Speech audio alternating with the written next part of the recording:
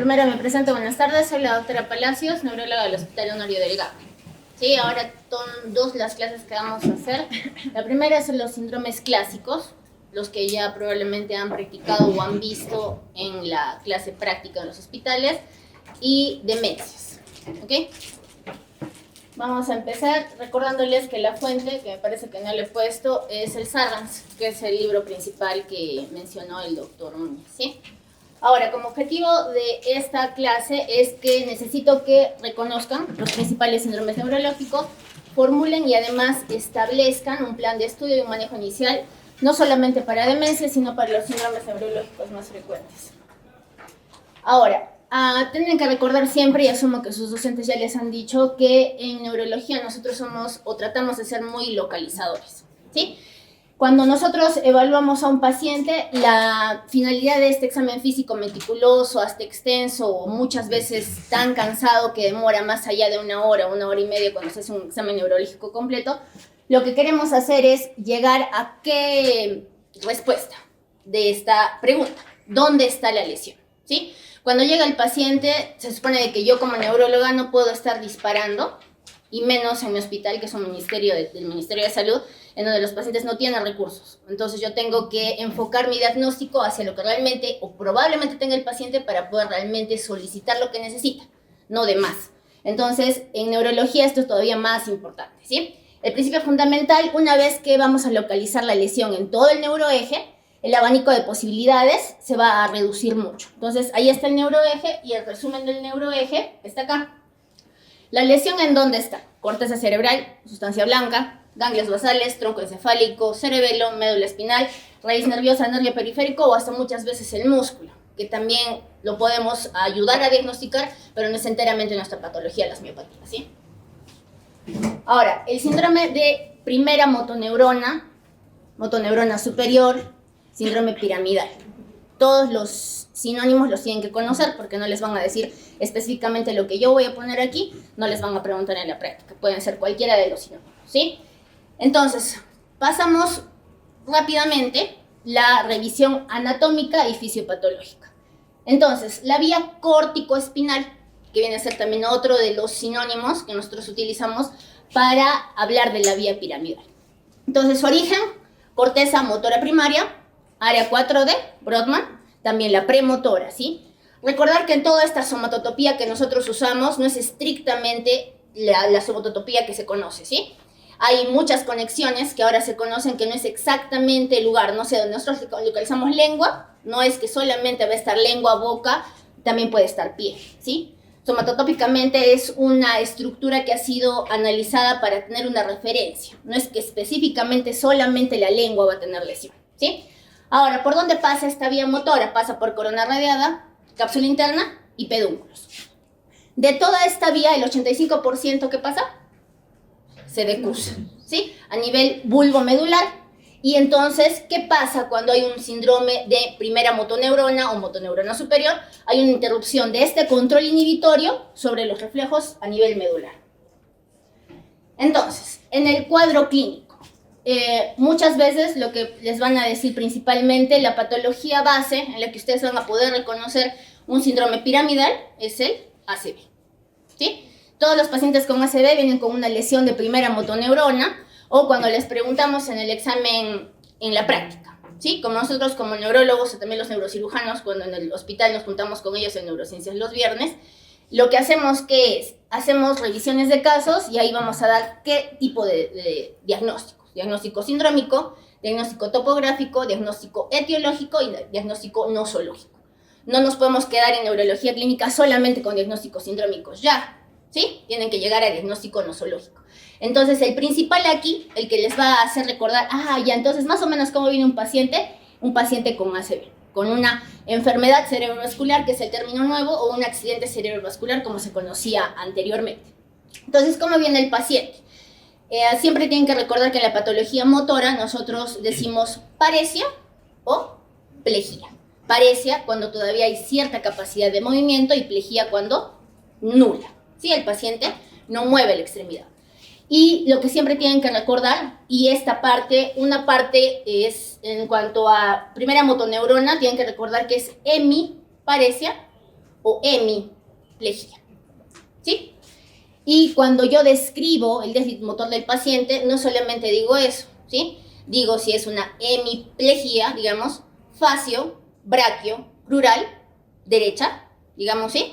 Y luego le sigue el tono y los reflejos, que es lo que va acá. Tienen que recordar siempre que en la lesión de primera motoneurona hay dos momentos. El primer momento, el paciente les va a llegar hipotónico, hiporrefléxico, ¿sí? Se libera la primera motoneurona y pasa a ser hipertónico e hiperrefléxico. O sea, no vamos a pensar que en un paciente cuando viene en un evento cerebrovascular agudo ya va a estar hipertónico, ¿sí? Por eso son las dos fases.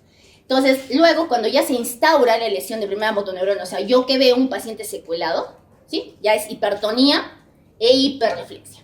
¿Y qué le acompaña a este síndrome de primera motoneurona? Lo que siempre les van a decir muchas veces, ¿no? El signo de Babinski y clonus. Y clonus no solamente a nivel de rodilla, ¿sí? Todos los tipos de clonus. Y en Babinski, ¿qué es? El Babinski viene a ser el reflejo plantar anómalo, ¿sí? O alterado, o patológico, en todo caso. Entonces, el Babinski es el reflejo plantar, su respuesta normal es flexora. Y en el Babinski, su respuesta es extensora. Entonces, eso tienen que recordar, ¿sí? El reflejo plantar tiene tres haces, ¿no? Tienen el piecito. Haz interno, haz medio y haz externo. Y cuando ustedes van a evaluar Babinski, recién hacen el arco, ¿sí? Y ahí es donde van a ver, muchas veces los pacientes no hacen un Babinski enteramente Babinski, ¿sí? Hay algunos que solamente te estiran el primer dedo y los demás no mucho, o hay algunos que sí extienden en abanico. Entonces, cuando muchas veces pasan, estamos preguntando en la práctica, ¿no? Y te dicen, dime los signos y síntomas de lesión de primera motoneurona, ¿sí? O de síndrome de primera motoneurona. Y no mencionan el Babinski, ¿sí? Pero me lo mencionan en lesión de segunda motoneurona. No existe, ¿sí? Babinski en lesión de segunda motoneurona no se presenta, ¿sí? Ahora, en etiologías, las etiologías son múltiples. A la cabeza, la vascular, con el ACV, compresivo, cuando hay tumores, ¿sí? Procesos expansivos intracerebrales, ya sean benignos o malignos, te van a dar una lesión de primera motoneurona. Las desmielinizantes, en el caso de la esclerosis múltiple, también pueden presentar este tipo de patología, ¿sí? Lesión de primera motoneurona, pero en la esclerosis múltiple, dependiendo del tipo, generalmente la remitente recurrente, el paciente tiene episodios parecidos a un ACV, ¿sí? Pero se ven en personas más jóvenes, pero este episodio en el que el paciente te refiere a una hemiparesia pasa solo, ¿sí? Y en la neuroimagen, las lesiones no son iguales que en un ACV, ¿sí? En la esclerosis múltiple, las lesiones van a ser más en placa, bilaterales, en tronco, cerebelo, ¿sí? Periventriculares, dependiendo de en qué estadio está, si está activo o no activo, vamos a ver si es que las lesiones realzan o no realzan con contraste en la resonancia, ¿sí? Porque la tomografía nos puede ayudar, pero el estudio ideal es la resonancia. En el degenerativo, aquí la esclerosis lateral amiotrófica, ¿sí? Es la única patología, la esclerosis lateral amiotrófica clásica, que va a tener lesión de primera y de segunda motoneurona. Es lo que no se van a olvidar, en la clásica, ¿sí?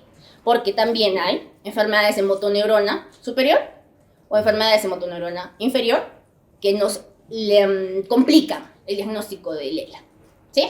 Ya. Ahora, cuando hablamos del síndrome de segunda motoneurona, motoneurona inferior, motoneurona periférica, ¿sí? Esta viene a ser la vía final común de toda nuestra vía motora. Entonces, la localización empieza ¿en dónde? En el asta anterior. Estamos hablando de función motora, no sensitiva, ¿sí? Entonces, asta anterior de la médula o los mismos núcleos motores, luego el trayecto raíz ventral, nervio periférico, unión neuromuscular. Entonces, tu unidad motora, ¿cuál es? La segunda neurona con la unión neuromuscular y las fibras musculares inervadas. Esa viene a ser tu unidad motora. Entonces, cuando hablamos solamente de la fisiopatología de la lesión de segunda motoneurona, hay una interrupción nervio músculo. Entonces, por eso se altera el soporte trófico. Y por eso, en la lesión de segunda motoneurona van a haber hipotrofia o atrofia, dependiendo del tiempo que está lesionada. En el cuadro clínico, igual, paresia o plejía, ¿sí? Pero aquí tienen que recordar que siempre va a ser flácida, o sea, siempre va a ser hipotónica y siempre hiporreflexica o arreflexica, ¿sí? Y aquí, cuando ya es, dependiendo del tiempo de enfermedad, mientras más prolongado sea, va a haber más atrofia muscular. Y las fasciculaciones. Las fasciculaciones, ¿qué son? Cuando yo quiero ver si es que el paciente tiene fasciculaciones en lesión de segunda motoneurona, lo que hago con mi martillo, percuto varios músculos, ¿sí? Y ese estímulo hace que el músculo empiece a moverse, ¿sí? Ese es el que yo hago el estímulo. Diferentes son mioclonias, ¿no? Cuando son espontáneas, sin que yo percuta. Ahora, y estas fasciculaciones son las que yo veo en la clínica, ¿sí? Menciona muchas veces las fibrilaciones. Las fibrilaciones yo solamente las veo en la electromiografía, no las veo en la clínica, ¿ya? Ahora, en cuanto a etiologías, las etiologías son también múltiples. Tenemos que recordar que es un trayecto largo, ¿sí? El de la segunda motoneurona. ¿Y qué pasa? Cuando hay una lesión a nivel de asta anterior, puedo pensar en poliomielitis, que era antes, ¿sí? Cuando no habían vacunas. Ahora es mucho menos pensar en un paciente con poliomielitis. Generalmente vemos pura secuela. Ya no vemos pacientes agudamente con poliomielitis. Y también el ELA, ¿sí? Estamos mencionando, no se van a olvidar, esclerosis lateral amiotrófica, hay lesión de primera y segunda motoneurona en la clásica. Ahora, cuando hay un compromiso de raíz nerviosa, ¿sí? ¿Qué te refiere el paciente? El paciente tiene un dolor, generalmente, si es que es una radiculopatía cervical, a nivel cervical, que la siente que desciende hacia el miembro superior, ¿no? Que muchas veces va a empeorar en las noches o cuando el paciente hace mucho esfuerzo o levanta peso, ¿sí? Ahí el paciente te menciona el problema radicular. Y la radiculopatía generalmente viene en pacientes que han hecho esfuerzo, pues, ¿no? Que levantan peso o que trabajan como cuidadores, como en construcción civil o muchas veces las amas de casa, ¿sí? Porque en la casa muchas veces el trabajo lo hacen solas y está pesado, entonces ahí también puede haber.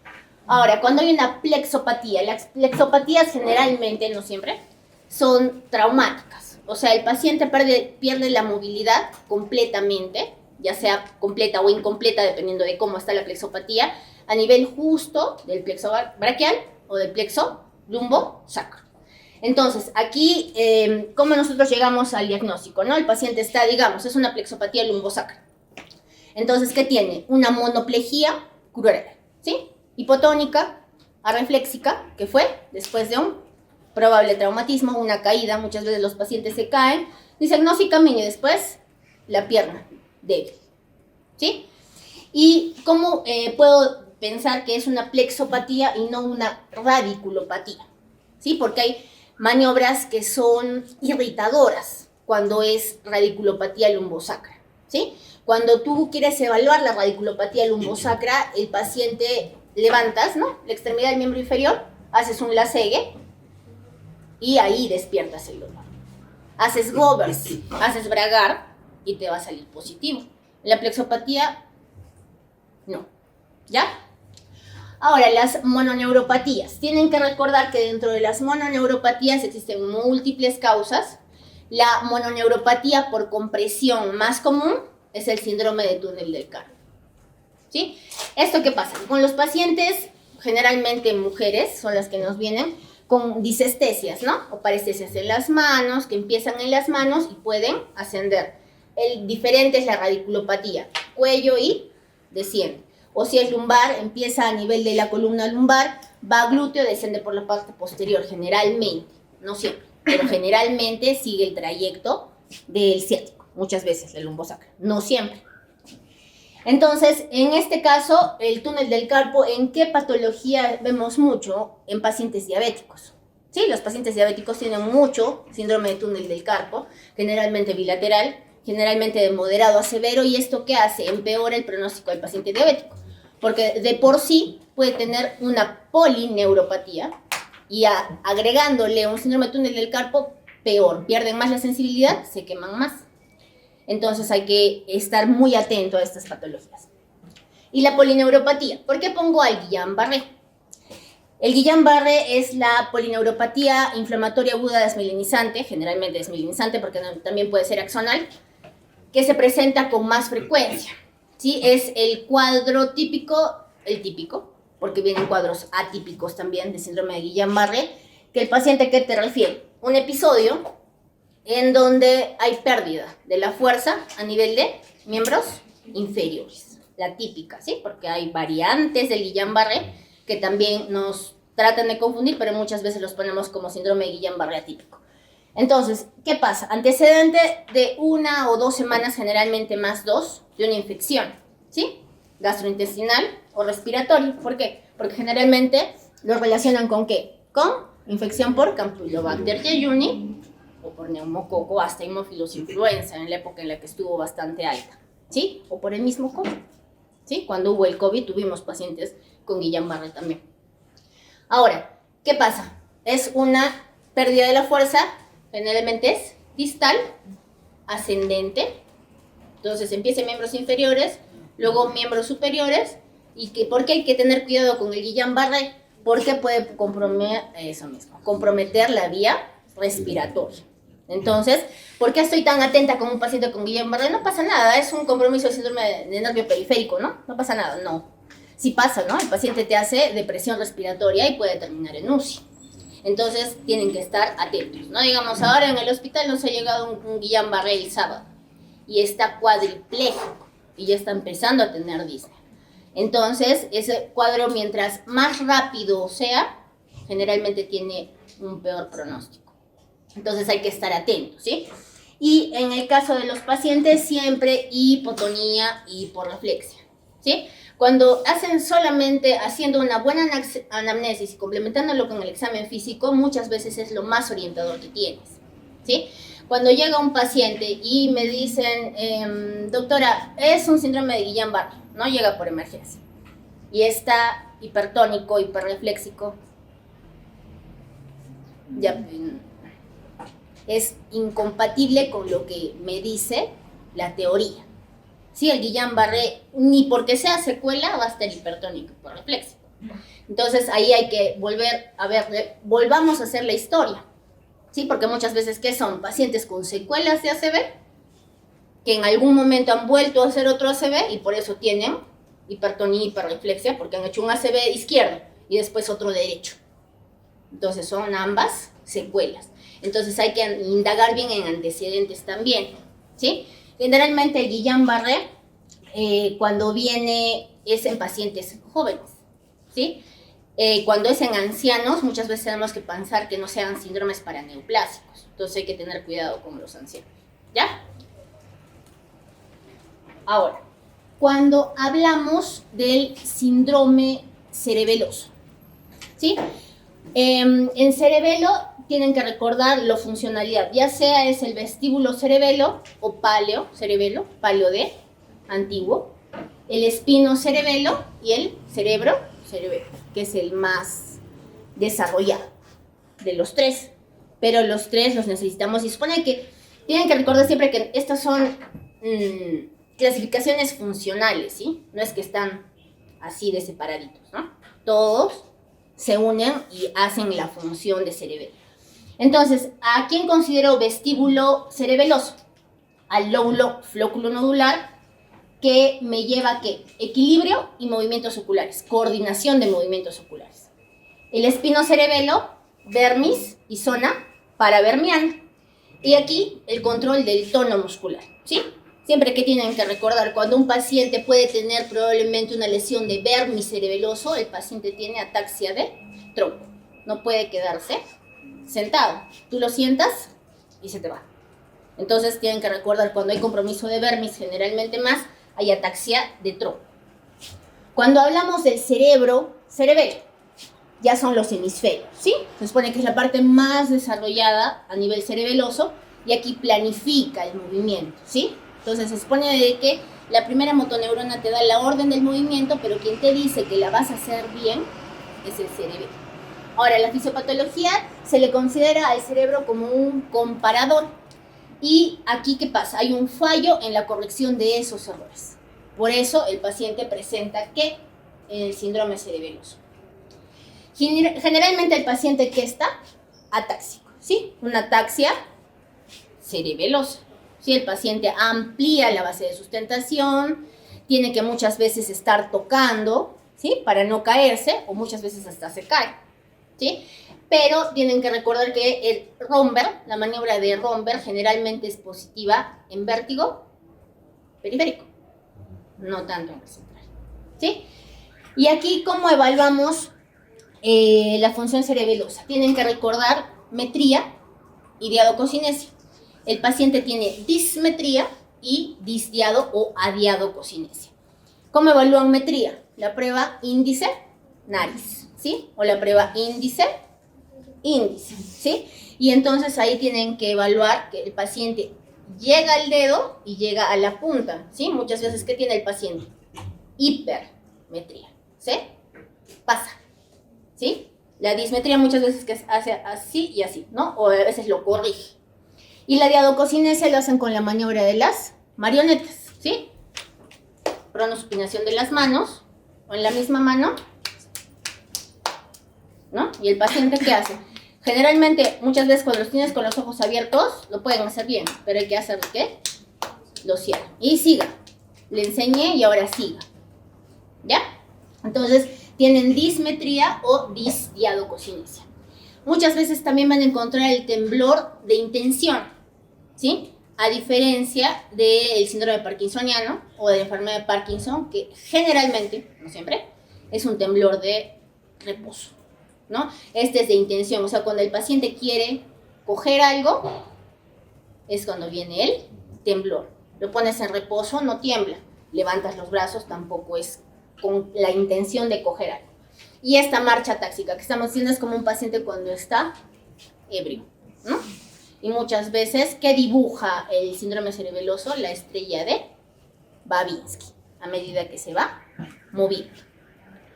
Ahora, muchas veces hay que recordar que el cerebelo controla también el tono, ¿sí? Muchas veces, no, ya tiene dismetría y diadococinesia, y el tono también tienen que evaluarlo, ¿sí? Porque generalmente hay hipotonía ipsilateral, o sea, del mismo lado de la lesión. Si el paciente viene con un síndrome cerebeloso y yo le encuentro una hipotonía izquierda, dismetría izquierda, disdiadococinesia izquierda, estoy marcando cerebelo izquierdo. ¿Ya?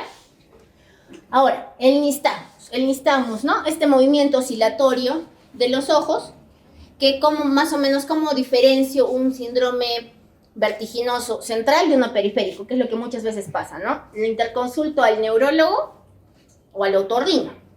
Entonces, el nistagmus de un síndrome cerebeloso o de un compromiso de fosa posterior es un nistagmus horizonto rotatorio bilateral descontrolado. Es muy desorganizado y persistente. En el periférico generalmente es un nistagmus horizontal y unidireccional. ¿Ya? Entonces, con eso más o menos van a ver. Y lo de la disártera escandida. ¿Qué pasa cuando es un habla escandida? El paciente alarga las palabras más de lo que normalmente lo hacemos, ¿sí? Escandido, que lo alarga, la prolonga. Entonces, no es un habla normal, ¿no? Pero tienen que prestar atención a cómo habla el paciente, porque dicen, no, el paciente está hablando bien, ¿no? Y llega el neurólogo y empieza a hablar, ¿sí? El paciente. Cuando tú evalúas lenguaje, no solamente evalúas expresión, ¿no? No solamente te quedas con expresión del lenguaje. Tienes que evaluar comprensión del lenguaje, repetición, nominación. Porque si no, no estás evaluando el lenguaje. Entonces es todo, por más que me venga con un síndrome cerebeloso, ¿sí? Evalúo el lenguaje, evalúo todo el lenguaje. No solamente la expresión, no, ella sí me habla. Ya te hablo, pero no te entiendo, ¿no? Entonces tiene una afasia, no necesariamente afasia, o tiene una disártera. La disártera es el problema en la articulación de la palabra, ¿sí? Y recordar, ya que estamos hablando un poco de esto del lenguaje, disfasia es cuando el paciente no llega a consumar el hecho de hablar. Nunca aprendió a hablar y no habla, ¿sí? Disfásico. Pero afásico es cuando tú ya tienes el lenguaje, Ya aprendiste a hablar, aprendiste a escribir, escritura también tienen que evaluar el lenguaje. Y se corta esto, ¿no? Hay una alteración en el lenguaje posterior a haberlo adquirido, eso ya es afasia, ¿sí? Diferente disfasia de afasia. Y las etiologías frecuentes. Aquí muchas veces la principal son tóxicas. No necesariamente los síndromes cerebelosos son entera y orgánicamente neurológicos, ¿sí? Entonces, tóxico, alcohol y la muy usada por nosotros fenitoína. Muchas veces los pacientes vienen con ataxia cuando recién se les inicia el tratamiento. Es un poco difícil que hagan ataxia cuando ya están muchos años en tratamiento con fenitoína. Ahora, vascular, etiología brusca, ¿sí? Del paciente que presenta un vértigo, que generalmente empieza y nunca termina. Esa es la diferencia con el periférico. ¿Qué pasa con el periférico? El periférico es intermitente. El ACV cerebeloso empieza el mareo y me sigo mareando. ¿Qué pasa con nosotros cuando vienen los pacientes por emergencia? Interconsultan por vértigo. Bajamos por el vértigo.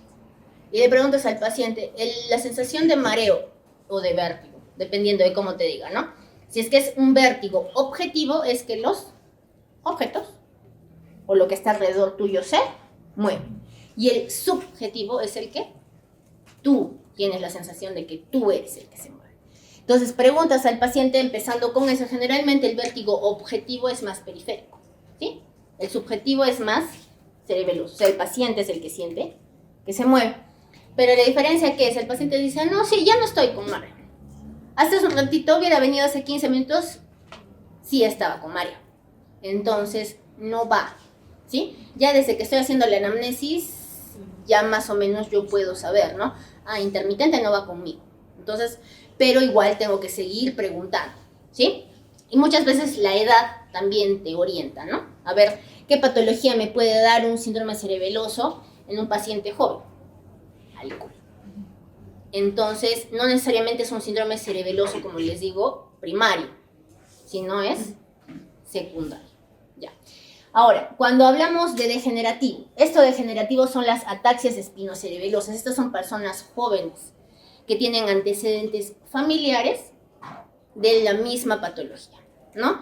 Empiezan con esta sensación de vértigo, que no le prestan mucha atención, pero empiezan a notar, sobre todo cuando empiezan en personas muy jóvenes, notan que se vuelven torpes, ¿no? Torpes en el deporte, torpes hasta para escribir. Entonces, es diferente. Cuando viene un paciente con ataxia espinocerebelosa, yo tengo que preguntar si es que hay un antecedente heredofamiliar y si empezó desde joven o desde niño, ¿ya? Las neoplasias, generalmente las metástasis van primero y luego los tumores primarios. ¿A qué me refiero con tumores primarios? Con gliomas, glioblastomas, ¿sí? Astrocitomas, cualquier tipo de neoplasia, pero primero las metástasis pueden venir como un síndrome cerebeloso, ¿ya? Ahora, el síndrome de hipertensión endocraniana. Aquí sí vamos a empezar un poco más recordando, porque Monroe Kelly es lo que más nos importa de aquí y es lo que tienen que recordar, ¿sí? Entonces, el cráneo es una bóveda, ¿sí? Entonces, como no tiene ya, porque ya se supone que cuando uno es adulto ya no tiene más allá donde crecer, ¿sí? Cuando a los niños se les cierran las fontanelas, ya el cerebrito, la cabecita va a crecer, pero ya a un ritmo que ya no es el mismo, ¿sí? Y llega a un tope. ¿Por qué? Porque yo necesito un equilibrio entre parénquima, sangre y líquido cefalorraquídeo. Entonces, de esto se distribuye 80, 10, 10. Entonces, si es que este equilibrio se rompe, es cuando viene el síndrome de hipertensión endocraniana. Entonces, recordar que la presión intracraneana normal es menor a 15 milímetros de mercurio. Entonces, hay un desbalance en la fisiopatología, ¿no? Uno de estos tres componentes aumenta, entonces otro debe disminuir. Va a haber un momento en que el cerebro trata de compensar, ¿sí? O sea, no quiere fallar, ¿no? Se supone que lo que quiere el cuerpo es tratar de buscar un equilibrio para que el paciente no muera. Entonces, cuando esto se agota, la PIC sube y entonces se genera el síndrome de hipertensión endocraniana. Y ahí está el dibujito de una de las cosas que encuentran en el examen físico, que lo vamos a ver aquí. Entonces, ¿cómo viene un paciente con hipertensión endocraniana? Que muchas veces probablemente sus docentes o les van a poner pacientes o les van a dar casos clínicos, ¿no? ¿Cómo viene el paciente? Una cefalea súbita, en rayo, intensa, matutina, que muchas veces hasta puede despertar al paciente, parecida a la hemorragia subaracnoidea, ¿sí? Pero aquí, ¿qué hay? Vómitos en proyectil, explosivos, generalmente sin ser precedidos de náuseas. El paciente de golpe vomita. No te dice la sensación que le viene de querer vomitar y luego vomita. Generalmente no pasa eso. ¿Y por qué tengo que evaluar pares craneales? Porque el sexto par es el más sensible de todos los pares craneales al edema cerebral. Entonces, el primero que se altera cuando hay un síndrome de hipertensión endocraniana. Por eso, si es que el paciente está consciente, ¿no? Porque si viene con un síndrome de hipertensión endocraniana, muchas veces el estado de conciencia va disminuyendo y puede evaluarle pares craneales, porque para evaluar pares craneales necesitas que el paciente esté lúcido. Si no, ¿cómo le evalúo pares? Entonces, tienen que ver si es que está el compromiso del sexto par. Y cuando me asusto, cuando viene la tríada de Cushing, el paciente tiene hipertensión, bradicardia y alteración del patrón respiratorio. ¿Sí? Entonces, por eso los pacientes con síndrome de hipertensión endocraniana deberían estar en UCI o ingresar directamente a shock trauma, porque necesitan neuromonitoreo. Y muchas veces el neuromonitoreo que necesitan es midiendo permanentemente la PIC, ¿sí? Y para medir permanentemente la PIC tienen que introducir el catéter, que generalmente en los hospitales del MINSA no se tiene, más o menos aquí en Arequipa, ¿no? Y controlar realmente la PIC, ¿no? Que es lo que se debería hacer para ver en qué momento el neurocirujano tiene que intervenir. O no, pueden esperar también, ¿no? Ahora, las etiologías. Generalmente lo que más va a generar el síndrome de hipertensión endocraniano, que no va a ser, digamos, es un síndrome de hipertensión endocraniana que empieza, puede ser súbito, pero es progresivo.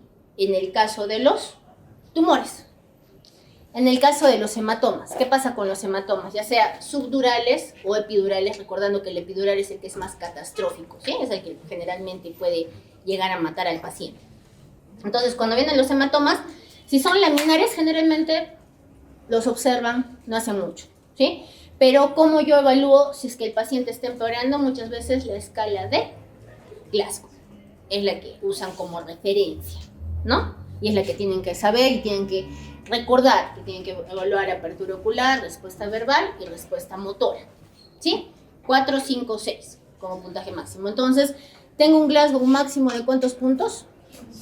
Y mínimo, muy bien, de 3, no existe 0, ¿sí? No puede ser 0 porque el puntaje mínimo que le doy a cada uno es 1, es lo que toda la vida les han repetido, entonces tienen que recordar. Ahora, cuando hablo de edema cerebral, cuando solo puede haber edema, cuando un paciente viene después de una contusión, ¿sí?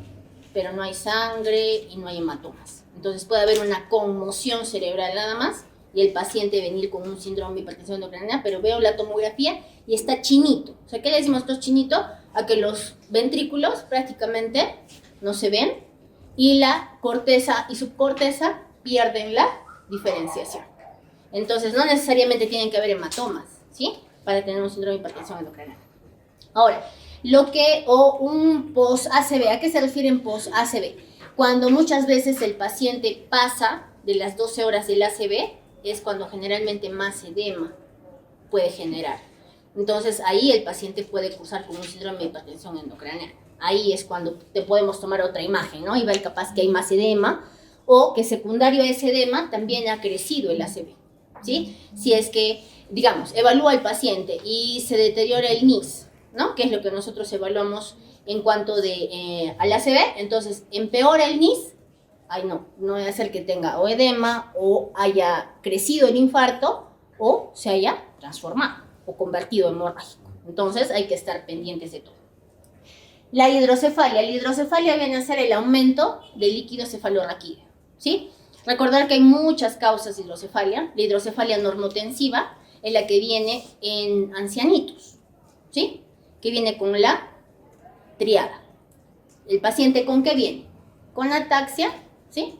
Incontinencia urinaria y deterioro cognitivo.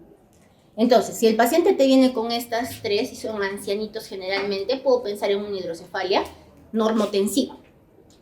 Y la hidrocefalia ya en función a la imagen veo si es comunicante o no comunicante. Si es comunicante, todos los ventrículos están dilatados. Si es no comunicante, puede estar asimétrico. Ahora, cuando hablamos de trombosis venosa, esto quiere decir trombosis de seno cavernoso o trombosis venosa cerebral en general, ¿sí? Como ya hay un desbalance a nivel de sangre, de los tres componentes a nivel encefálico, por este aumento del volumen sanguíneo va a haber edema. Y por este edema, el síndrome de hipertensión endocraniana. Y lo del dibujito, que creo que no está acá, ya, es el papiledema, que yo veo en un paciente al hacer el fondo de ojo. Muchas veces el paciente está muy mal o probablemente no tenemos las gotitas para dilatar, entonces ambiente oscuro y con un ojo un poquito más experto puede llegar a ver el edema, ¿sí? Lo ideal es dilatar, pero dilatar si es que no tenemos la certeza de que el paciente no tiene un glaucoma, ¿sí? Porque si yo dilato el glaucoma, le hago un glaucoma agudo y lo dejo ciego. Entonces muchas veces nosotros no nos podemos lanzar a de frente, echarle las gotitas, ¿no? Entonces por eso hacemos el examen muchas veces sin dilatar. Ahora, el síndrome meningio, ¿sí? Esto es, creo que una de las patologías que más se ve en hospitalización. Parece que los alumnos que han estado conmigo ya han visto síndromes meningios. Es lo que muchas veces más tenemos junto con ACVs. Ahora, ¿qué pasa con el síndrome meningio? Tienen que recordar anatomía, dura madre, aracnoides, piémula, ¿sí? ¿Cuáles son las que se inflaman? Aracnoides y piémula, ¿sí? ¿Y qué pasa? La fisiopatología es la inflamación de ese espacio entre pía madre y aracnoides. ¿Y qué pasa? Las tres famosas citoquinas proinflamatorias que se liberan en todo, interleuquina 1, interleuquina 6 y factor de necrosis tumoral alfa, que se liberen todos los procesos inflamatorios. Entonces, estas tres son las que principalmente van a empeorar el cuadro de mi paciente con síndrome meningio. Ahora, ¿cómo viene el paciente con el síndrome meningio? Tienen que recordar, la triada clásica es una cosa y los signos meningios otra, ¿sí? La triada clásica en cuanto a síntomas, solo síntomas, sin combinar síntomas y signo, ¿qué sería? El paciente viene con cefalea, fiebre y compromiso progresivo del estado de conciencia. Eso es solo síntomas, ¿sí? Pero si tomo síntoma con signo, lo clásico es cefalea, fiebre y rigidez en nuca. Tienen que recordar que nuestros pacientes no vienen con las triadas, ¿sí? En neuro hasta veces solamente les ven con cefalea. No tienen más que cefalea. Entonces empezamos a indagar un poquito, tocas al paciente, está hasta a veces subfebril. No necesariamente te cuantifica fiebre. O sea, más de 38 no necesariamente, ¿sí? ¿Y qué pasa? Muchas veces ya solo cefalea, entonces me quedan dos. Neuroinfección o hemorragia subaracnoidea, porque solo tengo cefalea, igual le voy a hacer la punción lumbar, ¿no? Entonces la punción lumbar es la que me va a ayudar con el citoquímico, bioquímico, cultivo, GRAM, todo lo que pedimos, BK y el ADA en el SR o hasta en el hospital que ya tenemos GeneXpert, pedimos, ¿no? Al paciente. Pero, ¿qué pasa? Muchas veces nos ha pasado que le hacemos la punción lumbar y al día siguiente está mal. La punción lumbar tiene la culpa, no tiene la punción lumbar la culpa. El paciente puede desarrollar por el mismo síndrome meningio una alteración del estado de conciencia, puede venir lúcido. Y le hacemos la punción lumbar, no hemos hecho nada mal en la punción lumbar, fue limpia la punción lumbar, atraumática. Sí, hasta el paciente muchas veces lo sedamos para que esté más tranquilo, si se puede. Entonces, puede desarrollar luego, si nos ha pasado, ¿sí? Que el paciente no viene con compromiso del estado de conciencia y nos hace compromiso de conciencia en nuestras narices. Entonces, no van a esperar siempre que todo lo clásico les va a venir. Imposible, y en neuro menos. Entonces hay que tratar de jalar lo que tenemos e indagar mucho en cuanto a anamnesis. El paciente o los familiares muchas veces son los que no nos ayudan mucho a dirigir el diagnóstico porque no son muy buenos informantes. Entonces hay que tratar de indagar, ¿sí? Muchas veces, ¿qué pasa con los pacientes ancianos que nos vienen con síndromes meningos, con neuroinfecciones, ¿sí? Con meningoencefalitis, con meningitis o con solo encefalitis? Los familiares no nos dan buenos datos. Entonces nosotros no podemos llegar al diagnóstico si no hay un buen informante. Entonces tenemos que tratar de echar mano a todo lo que está alrededor y generalmente al cuidador principal. ¿Sí? Porque si me viene y me dice la hermana que no vive con la abuelita o con el abuelito, ¿qué me va a decir? Ella no puede darme información, ¿sí? El cuidador, el esposo, hasta el esposo que está viejito muchas veces te da mejores datos porque los hijos quieren entrar, ¿no? Quieren dar, pero ¿quién vive? ¿Quién vive? ¿Quién vive? Nadie vive. Entonces los datos son muy ambiguos, la historia no nos ayuda, que es lo que nos pasa muchas veces en el hospital, ¿ya? Entonces, signos meningios, aparte de la rigidez de nuca, ¿cómo evalúo rigidez de nuca? El paciente está en decúbito dorsal. ¿Yo qué hago? Pongo mi mano por debajo de la nuca, la otra mano en el tórax, si es que es nena, bien arriba para que no vaya a tener problemas, y flexión, ¿sí? El término es flexión cervical anterior, ¿no? Es lo que yo hago con su cabecita.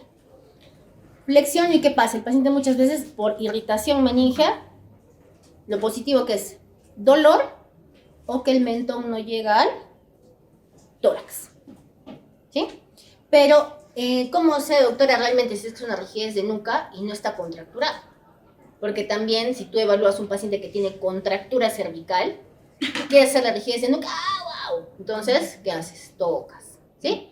Palpas esternocleidomastoideo, palpas paravertebrales cervicales, palpas el trapecio y con eso ves. En una rigidez de nuca no va a estar la contractura, ¿sí? Entonces con eso vas a dilucidar, no, si es una rigidez de nuca o no, no doctora, está contracturada del paciente. O es dudosa, ¿no? Parece que sí, parece que no, entonces le pongo dudosa. Y las otras, Kernig y Brudzinski. Entonces en Kernig hay varias formas que menciona el Kernig, ¿no? Que puedes hacer con una o con dos extremidades inferiores. Unos como la ponen que es positiva cuando elevas los miembros inferiores el paciente flexiona las rodillas. U otros te dicen que es que elevas miembros inferiores y al elevar miembros inferiores generas irritación meningea y le genera dolor. El Brudzinski, ese sí es solo uno. Entonces el paciente tiene que estar echadito, ¿sí? Tienes que decir, yo lo voy a levantar. ¿Por qué? Le tienes que dar muy bien la clave al paciente, porque el paciente lo que va a hacer es él querer levantar, ¿sí? Entonces el paciente está en decúbito dorsal y tú vas a introducir la mano por debajo de la región cérvico-dorsal y la otra en la cabeza, ¿no? Y tú tienes que incorporar al paciente. O sea, tú eres quien tiene que tratar de levantar.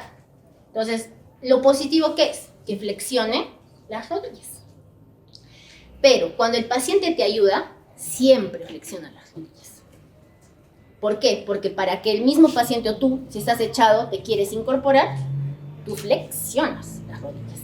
Entonces, yo solita o yo solo, es quien yo lo voy a levantar. No, pero peso, sí, ya sé que pesa, pero lo tengo que hacer yo. Ya, yo solito. Y ahí es donde vas a ver realmente si tiene un Brudzinski positivo o no. ¿Ya? Ahora, otros. ¿Por qué ponemos otros? Porque estos son comunes a múltiples patologías, ¿sí?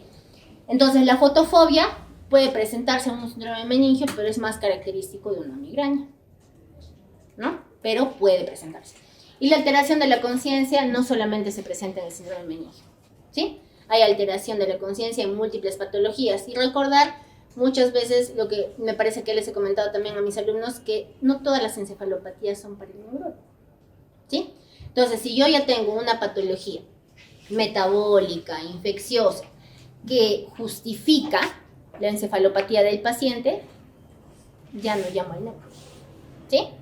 Entonces, es común a muchas. En etiologías, dependiendo del tiempo de enfermedad, y tienen que revisar esto porque les van a preguntar, hay varios cuadritos en cuanto a lo que sale en el líquido cefalorraquídeo, ¿sí?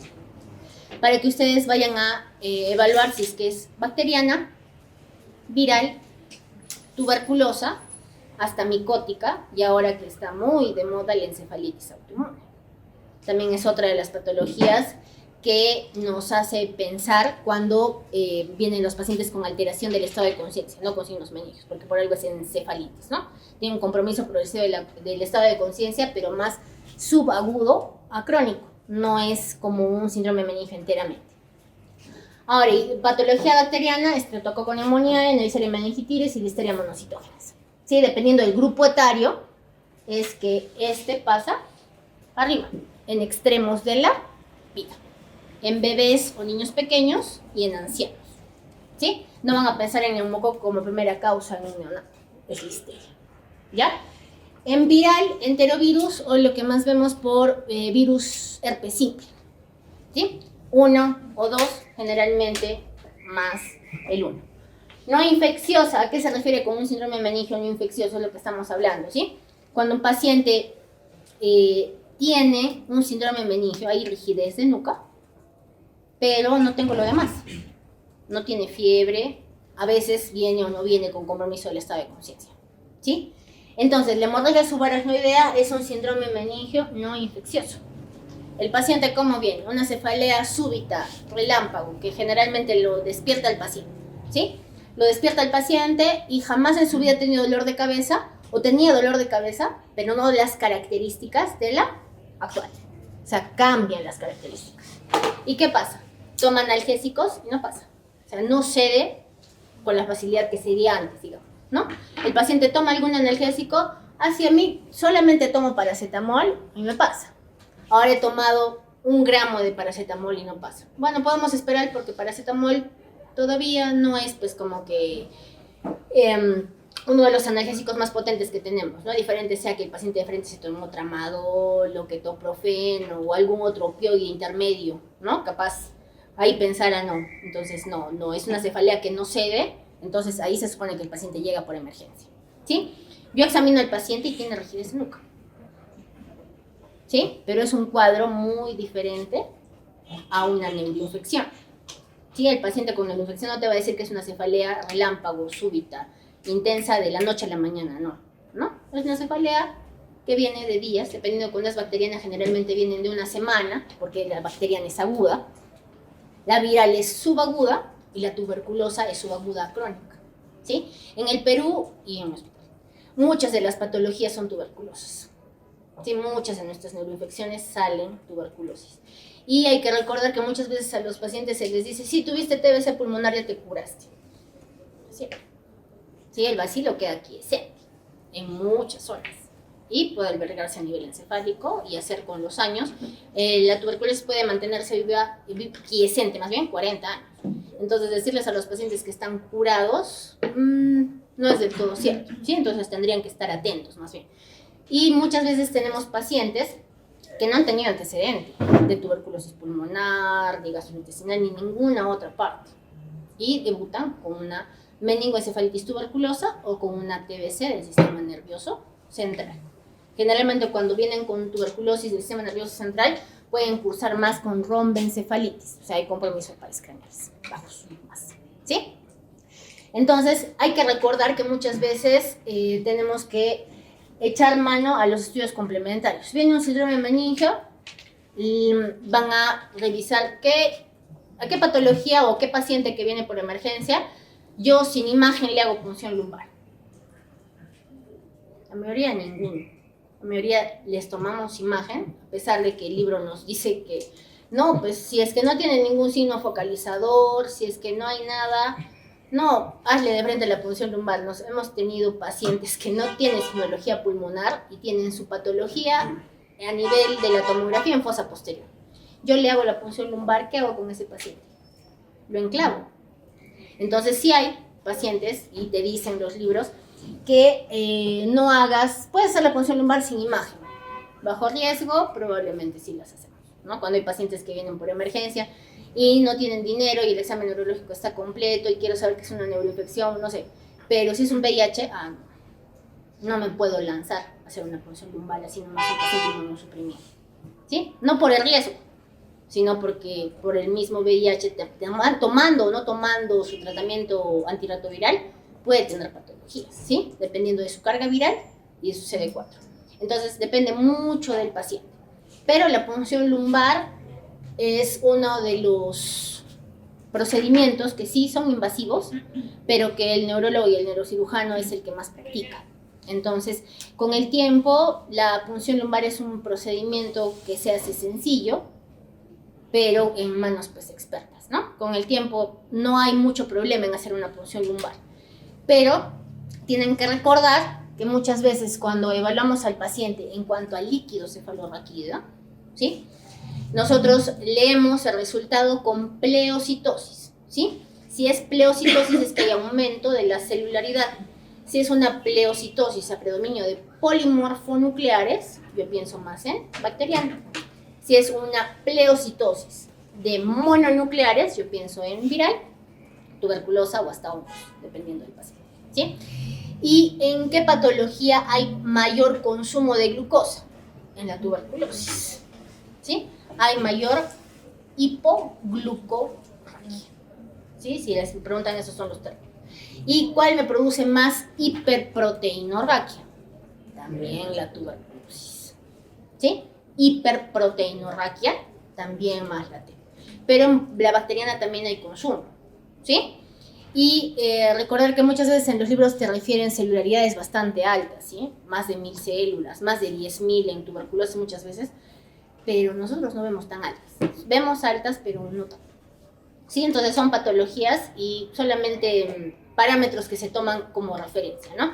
Más vemos la celularidad y muchas veces, ¿qué nos pasa también? El paciente, por el cuadro clínico, me pinta como bacteriana, ¿sí? Me pinta como bacteriana, pero me salen mononucleares en la punción lumbar.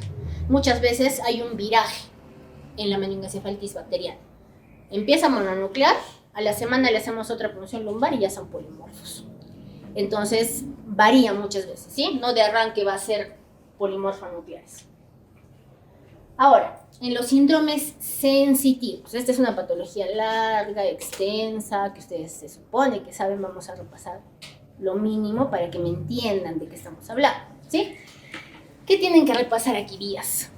Igual que para la lesión de primera y segunda motoneurona, tienen que repasar toda la vía piramidal, ¿sí? Y para aquí tienen que evaluar, repasar vía espinotalámica anterior, espinotalámica lateral y cordones posteriores, que es lo que vamos a evaluar ahorita, ¿sí? Vía espinotalámica lateral. Mejor no pregunto porque les voy a dar la respuesta. Sensibilidad termoalgésica. La sensibilidad es algo más difícil de recordar, pero tienen que recordar porque les van a preguntar. Y también hay pacientes que vienen con patología enteramente sensitiva, ¿sí? Entonces necesito que aprendan a localizar. Entonces, espinotalámico lateral es termoalgésica. Espinotalámica anterior, presión, ¿sí? Generalmente es la que más va con presión, vibración. Y las cordones posteriores es propioceptiva, a grandes rasgos, ¿sí? Ahora, cuando nosotros evaluamos sensibilidad, ¿qué estado de conciencia debe tener el paciente? ¿Cómo está? Para que me evalúes lúcido. Tiene que estar lúcido, porque ¿cómo le evalúo sensibilidad? No, el paciente está en coma. Imposible, no puede evaluar sensibilidad. Hasta un paciente somnoliento, si a un paciente despierto y lúcido es difícil evaluar sensibilidad. Porque la sensibilidad tú necesitas mucho de la colaboración del paciente, ¿sí? Muchos de los pacientes que van a mi hospital tienen nivel educativo muy bajito o son analfabetos. Entonces, muchas veces cuando tú les evalúas la sensibilidad no te entienden a qué te refieres, ¿sí? Cuando evalúas la sensibilidad, ellos están confundidos, no entiendo, doctora, pero hasta un momento en el que ya tratas y muchas veces puedes llegar a determinar el nivel sensitivo, que ese es el objetivo, ¿sí? Yo necesito determinar nivel. Entonces, igual que para cuando hemos evaluado la vía motora, la vía sensitiva es ascendente y la motora es descendente. Entonces, como es una vía ascendente, se evalúa diferente, ¿ya? Sensibilidad, tienen que recordar qué tipos de sensibilidad hay, ¿sí? Sensibilidad superficial, profunda y combinada. Ya. Sensibilidad superficial, generalmente ahí evaluamos táctil superficial y termoalgésica, ¿sí? En la combinada, ahí viene el problema. Evaluamos varestesia, batiestesia, varognosia, palestesia, ¿sí? Palestesia, se van a acordar del palito con el que hacemos, que es el diapasón. Palestesia, evalúas la vibración. Ahora, cuando evalúo varognosia, es los pesos, ¿sí? Peso. Le pones peso, siempre evalúan sensibilidad con ojos cerrados, ¿sí? Siempre ojos cerrados. Si el paciente está con los ojos abiertos, está el sesgo de ¿qué nervio? ¿Cuál? del ¿qué nervio? ¿Qué nervio? Si yo evalúo sensibilidad, ¿sí? Y les digo que tienen que estar con los ojos cerrados. ¿Por qué con los ojos cerrados? El sesgo visual, simplemente, ¿no? Está con los ojos abiertos y por el simple hecho que mire, no, sí siento, doctora, todo lo que no, sí siento. Entonces te pones, no, cierra los ojos. Los pacientes muchas veces no dejan los ojos cerrados tampoco. No los dejan cerrados. Muchas veces creo que tienen un poco de miedo, pues, ¿no? De estar con los ojos cerrados, como cualquiera que te dice, te voy a evaluar, cierra los ojos. Entonces, de cuando en cuando quieren abrir el ojo, ¿no? Pero eso nos limita a nosotros. No, cierra los ojos, no pasa nada. Generalmente no evaluamos sensibilidad solos tampoco, ¿sí? O sea, jamás voy a evaluar sensibilidad con un paciente solito o solita, ¿sí? Nunca solo, porque tiene que estar permanentemente con los ojos cerrados. Pase o no pase, es que tiene que haber ese respeto entre médico y paciente, ¿sí? Entonces la sensibilidad la evaluamos entre varios, porque también la sensibilidad es un poco sesgada, ¿sí? Por el operador, ¿no? Por el operador y por el mismo paciente. Entonces, cuando yo evalúo sensibilidad y quiero evaluar sensibilidad combinada, ¿sí? La sensibilidad combinada generalmente hacemos dos más, que es estereognosia y discriminación de 2 puntos. Que la discriminación de 2 puntos es una de las sensibilidades junto con la sensibilidad profunda, que los pacientes no nos entienden. ¿Por qué? Porque la discriminación de 2 puntos es que tú pones los dedos a diferentes distancias, en miembros superiores, miembros inferiores, y tienes que decirle al paciente a cuántos centímetros está. Entonces, es más difícil. Entonces, la discriminación de puntos es la más sesgada de todas, pero la tenemos que tratar de hacer, ¿sí? Y cuando evaluamos al paciente en cuanto a grafestesia, ¿cómo se van a acordar de la grafestesia? Desde que somos chiquitos, en inicial, la profesora, ¿qué hacía? Te des la espalda y te decía, ¿qué estoy dibujando? Esa es grafestesia. Sí, indirectamente la profesora probablemente no sabía, pero está evaluando una sensibilidad combinada. Entonces, ¿nosotros qué hacemos? Dibujamos números o letras, palma de la mano o también en la espalda, ¿sí? Entonces, esa es una. Y la estereognosia, ¿qué es? Yo cojo algún objeto, lo que generalmente tengo en el bolsillo, las llaves, ¿ya? Y con los ojos cerrados se las doy al paciente y le digo, ¿qué es? ¿Sí? Y me tiene que decir, doctora, son llaves, ¿sí? Diferente, ¿y por qué siempre le hacemos cerrar los ojos? Porque es diferente que tú estés evaluando nominación. Yo no quiero que me nomine, yo quiero que distinga con ojos cerrados qué le estoy dando. Estoy evaluando sensibilidad, ¿ya? Y cuando evaluamos sensibilidad tienen que recordar dermatomas. Sí o sí, dermatomas. Porque si no recuerdan los dermatomas, no van a poder establecer nivel sensitivo, ¿sí? Si es que quieren los datos básicos, ¿ya? Clavícula, C4. Mamilas, C5. Ombligo, D10, ¿sí? Y tienen que recordar algo que generalmente a mis alumnos siempre que hacemos examen físico les enseño, es que tienen que recordar cómo van los dermatomas, ¿sí? A nivel cérvico, dorso, lumbo y parte de sacro, no todo, parte, acá ya cambió, son transversales, ¿sí? Si tú me evalúas sensibilidad y Dios quiera que no pase que les hago evaluar sensibilidad en frente de mi jefa, porque supone que yo les estoy enseñando cómo evaluar sensibilidad, ¿no? Entonces, tienen que evaluar la sensibilidad digamos, está el paciente echadito, ¿no? Entonces yo evalúo así. Si tú haces así, no es, ¿sí? Transversal a nivel cérvico, dorso, lumbar. Y cuando paso a extremidades, están viendo que sí es longitudinal, ¿sí? Y acá todavía es hasta medio oblicuo. ¿Y qué me ha pasado a mí? A mí aquí me evalúan así, ¿no? Entonces, sí, porque yo no les estoy enseñando así, ¿sí? Sensibilidad es algo de lo que es más largo de enseñar. Generalmente cuando uno se pone a enseñarles, nada más enseñarles en uno de ustedes el examen físico, yo me demoro más de 1 hora y media. Entonces es un examen largo y más sensibilidad, peor, ¿sí? Entonces, eso es lo importante de nuestro examen físico, que parece tedioso, cansado, pero ¿para qué examino tanto? Y tampoco es que les examinamos a todos. ¿Yo por qué les enseño todo el examen físico? Porque va a llegar el momento en que sí van a tener que hacer todo. Pero no a todos les evaluamos todo, ¿sí? Dependiendo de la patología. Yo sensibilidad no le puedo evaluar a todos los pacientes. Tienen que venir con patología que a mí me diga, no, sí tiene un síndrome sensitivo y tengo que evaluar sensibilidad, ¿ya? Y otro, que este es todavía más complicado, pero sí lo van a tener que recordar, tratar de recordar lo más que se pueda, es la distribución cutánea de los troncos nerviosos periféricos, ¿sí? Porque en función a esto, y lo que vamos a hacer son los más comunes, que son los distales de la mano. Eso sí vamos a recordarlos porque de todas maneras es bastante común y les van a preguntar ¿qué nervio estaría lesionado si yo veo al paciente, ¿sí?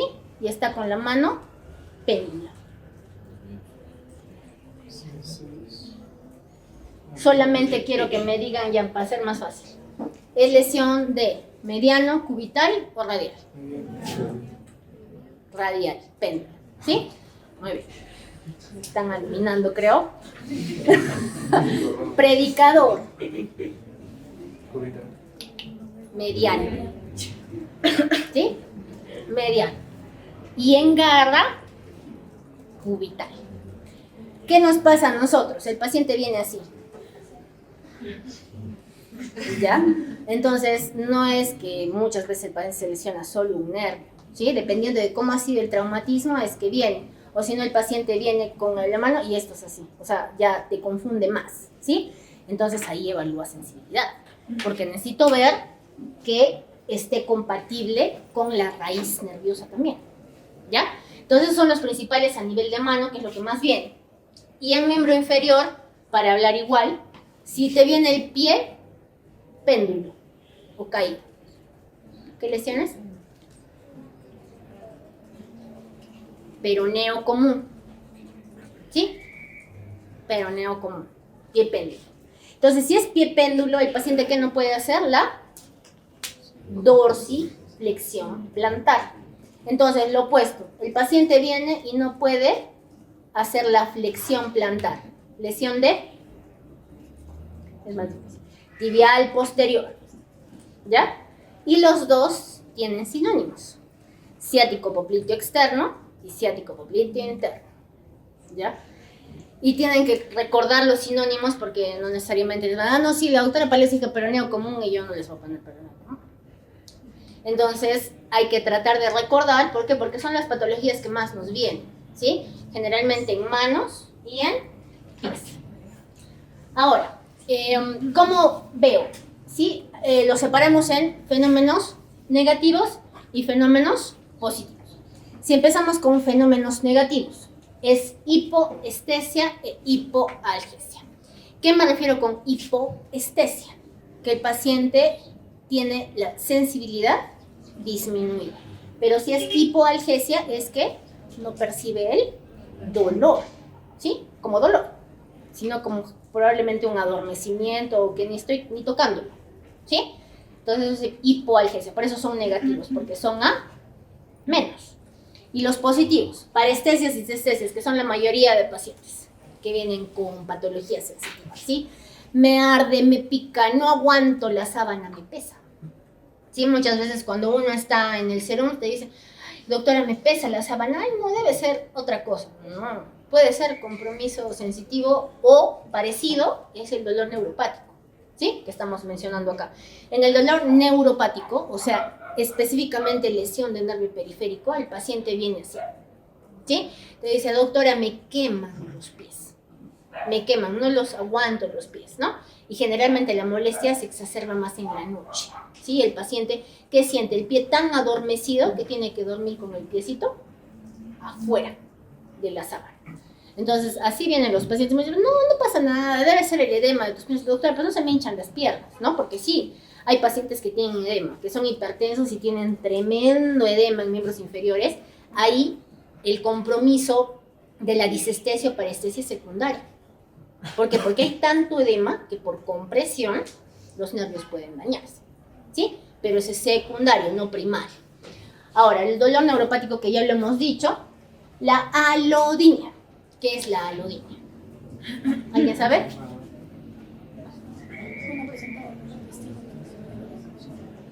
Eso, muy bien. Entonces, repito.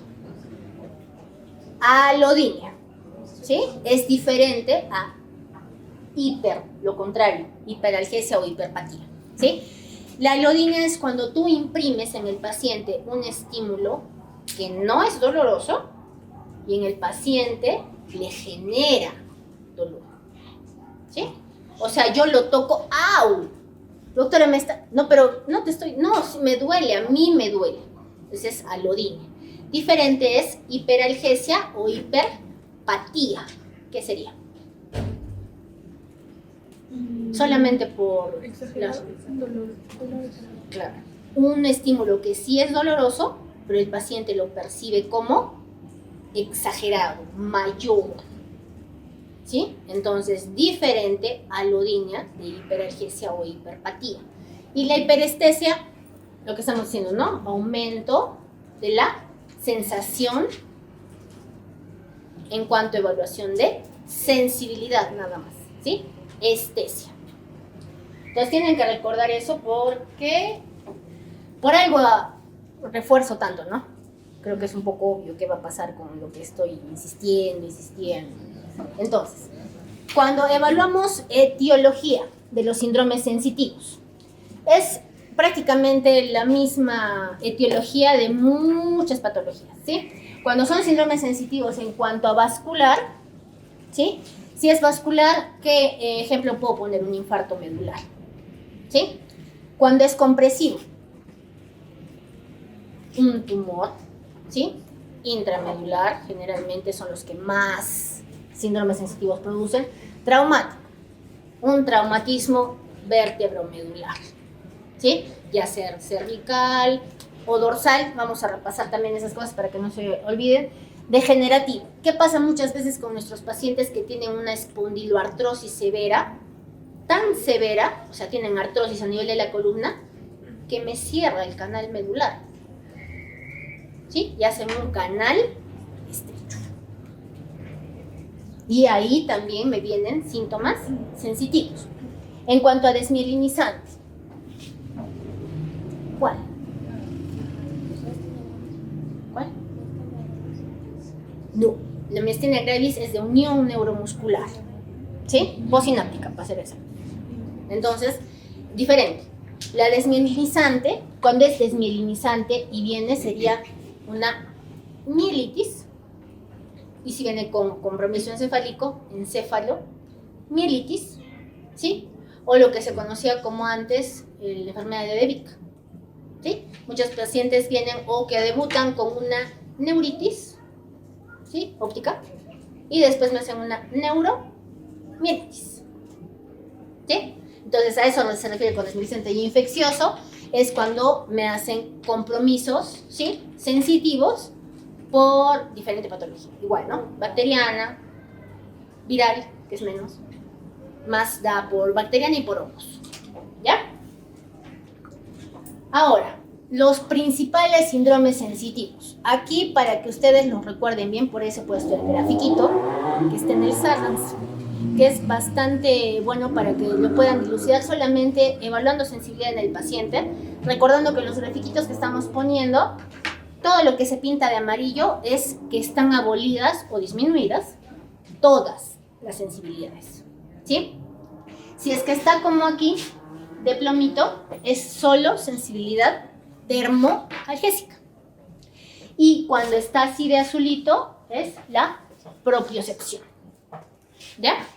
Ahora vamos a ir por partes. Ya recordamos toda esta patología en diferentes. Si hablamos de polineuropatía y mononeuropatía, radiculopatía y plexopatía, ¿en dónde lo hemos hablado? En lesión de segunda motoneuropatía. Pero me vienen con síntomas sensitivos, por eso yo los veo también acá. Entonces, el número 1 es una polineuropatía. Generalmente, si ven el dibujito, es una polineuropatía en guante o cancerígeno, la típica del diabético. ¿Sí? Una de las más típicas es esta. Entonces, así pero no vienen todos, ¿sí? Pero generalmente, cuando hay una polineuritis o una polineuropatía, el compromiso es más distal, más, no siempre, porque también hay polineuropatías que tienen predominio proximario, ¿sí? Y me confunde con las miopatías. Y las miopatías también tienen, generalmente, lo que nos enseña siempre la polineuropatía distal, la miopatía proximal, ¿sí? Es lo que siempre dicen. No, es distal, es polineuropatía. No siempre. Porque tenemos nosotros polineuropatías que también son proximales y hay miopatías que son distales. Entonces, a grandes rasgos sí, ¿sí? Es para que se orienten polineuropatía distal, miopatía proximal, pero tienen que darse cuenta que hay muchas patologías que varían en neuro. Entonces, nos echamos de mano a lo demás, ¿sí? A reflejos y a tono. Entonces, cuando hablamos de mononeuropatías o mononeuritis, ¿sí? Lo notan en parches. ¿Sí? El paciente no es como una polineuropatía.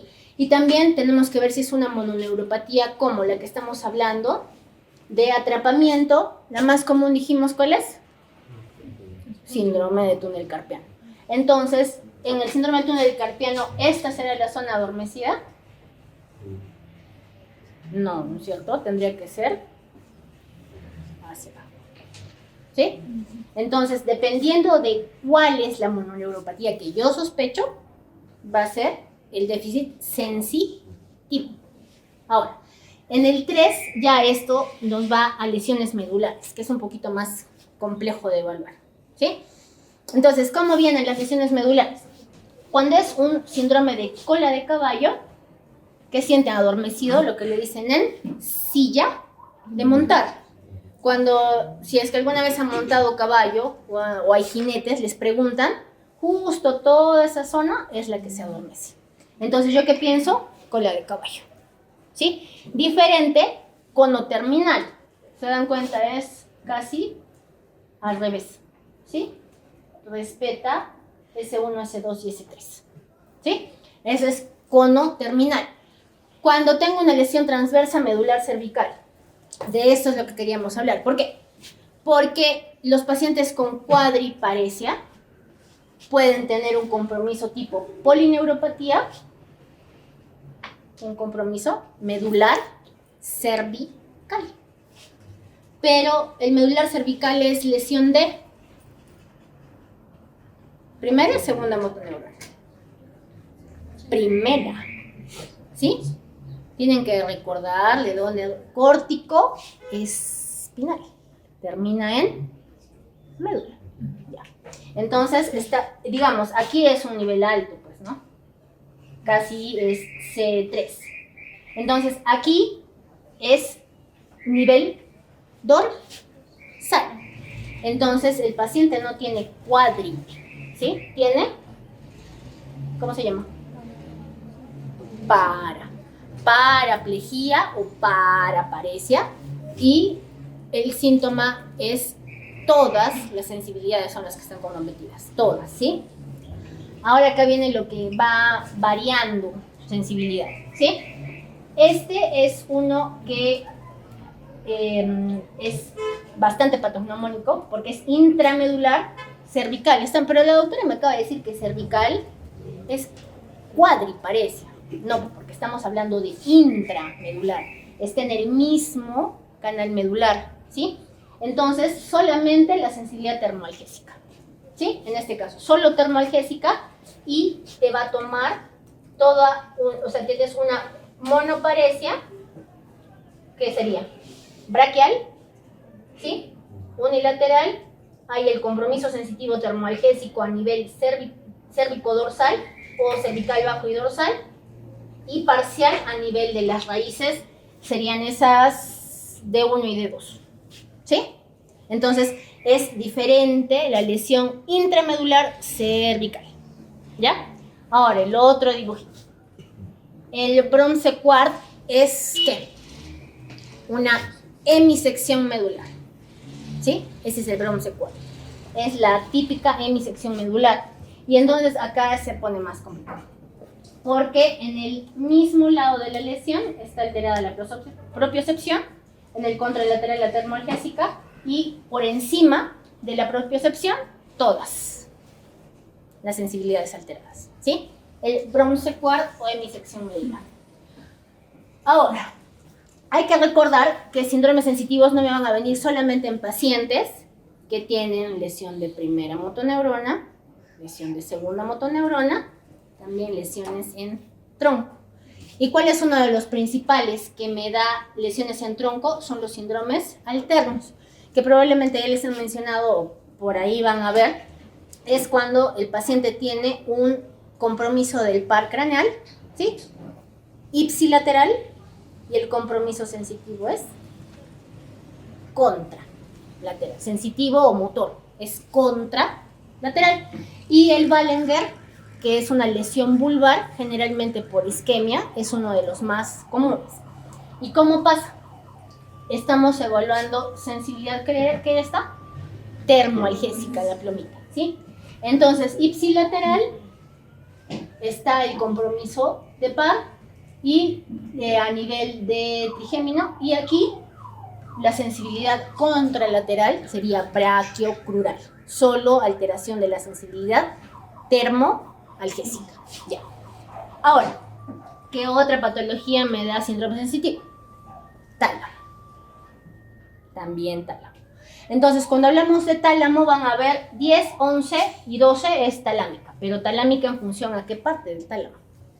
¿Ya? Entonces, el 10 es un hemisíndrome sensitivo por lesión talámica. Acá, ¿qué tálamo está lesionado en el 10? ¿Izquierdo o derecho? Izquierdo. Porque la sensibilidad abolida es la del hemicuerpo contra. ¿Sí? En tálamo sí es contra. ¿Ya? Pero este es cuando es típico. ¿Ya? Porque en el 11, que es el oroqueidopodal, ya esa es otra lesión, ¿sí? También tálamo, pero ¿por qué se llama oroqueiropodal? Oroqueidopodal, ¿sí? Y de todas las sensibilidades, y también solo es tálamo. Entonces, por eso, no solamente un síndrome hemisensitivo, solamente va a ser tálamo. Estamos viendo que no, ¿sí? Depende. Y el síndrome queiropodal también es lesión talámica o ya cortical. Entonces, si es queiropodal, solamente queiropodal, eso está mal. No podría ser que es queiropodal. Entonces, el 12 está mal. Mira, no me doy cuenta. ¿Sí? Entonces, ese está mal dibujado, está mal pintado. ¿No? Entonces, digo sin errores, ¿qué vamos a hacer? Entonces, tienen que recordar que todo es en función al nombre, pues, ¿no? Si es queiropodal, mano, pie. ¿Ya? Entonces, esto vamos a decir. Ya.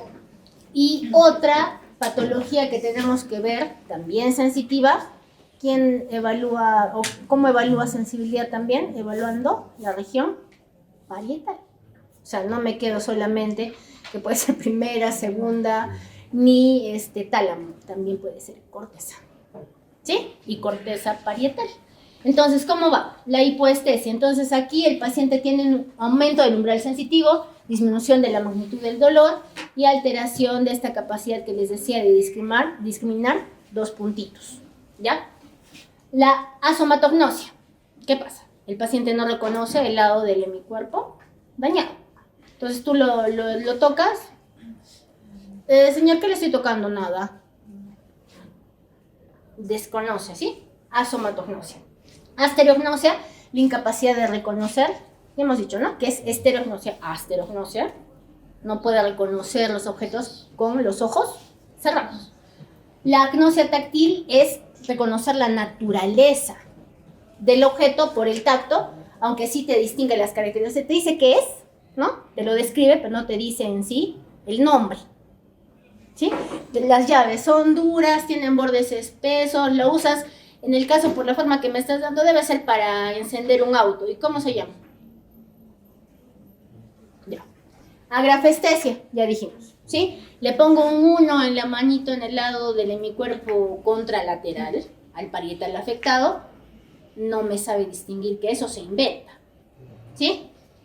La astatoestesia, o sea, al paciente le pides que se pare, ¿sí? Y cuando tiene una ataxia sensitiva de la marcha, que vendría a ser esto.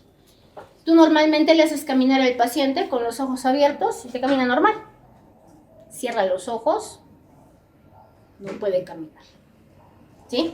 Esa es una ataxia sensitiva de la marcha por lesión parietal. Ya. Ahora, la akinestesia, la disminución del sentido del movimiento, o sea, va más allá, no le dices que lance la pelota, pero hasta cierto extremo se le va, más allá, ¿sí?